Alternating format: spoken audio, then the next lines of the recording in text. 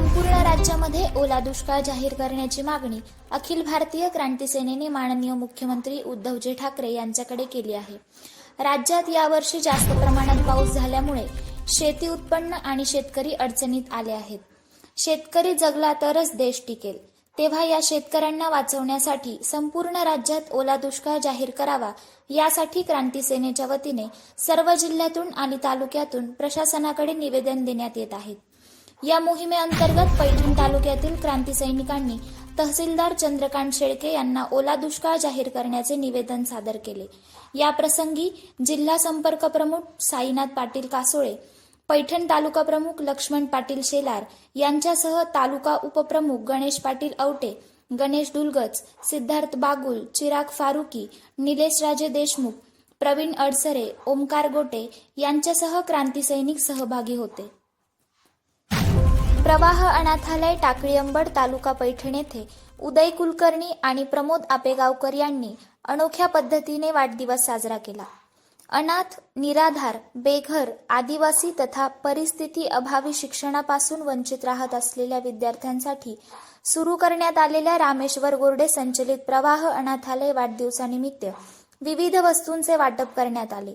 पाणी पिण्यासाठी आवश्यक असलेले पाण्याचे जार, तांदूळ, साखर आदी जीवनावश्यक व उपयोगी वस्तूंचे वाटप हभप बाप्पासाहेब महाराज वाकडे, कपिल काका कावसनकर, उत्कर्ष कुलकर्णी, प्रसाद आपेगावकर, सुरेश कुलकर्णी, प्रसन्न आपेगावकर आदींच्या उपस्थितीत करण्यात आले।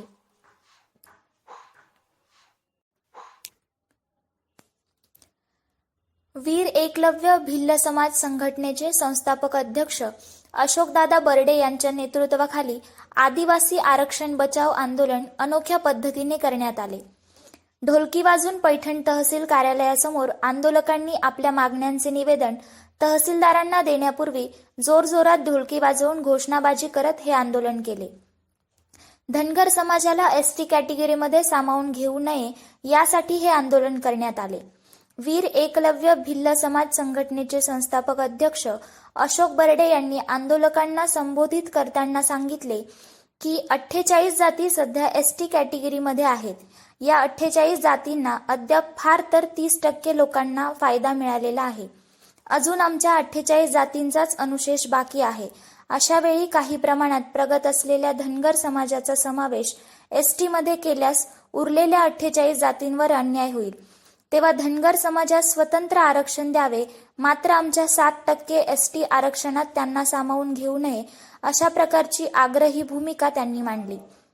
यावेळी संघटनेचे तालुकाध्यक्ष छोटूभाऊ मोरे, शहराध्यक्ष तुळशीराम पवार, महिला आघाडीच्या प्रमुख मीनाताई माळी, ढोरकीन सर्कल प्रमुख बापूराव माळवे, पिंपळवाडी सर्कल प्रमुख सोमनाथ मोरे यांच्यासह कोळी महासंघाचे पैठण तालुका अध्यक्ष अशोक मोरे यांचाही या आंदोलनात सहभाग होता।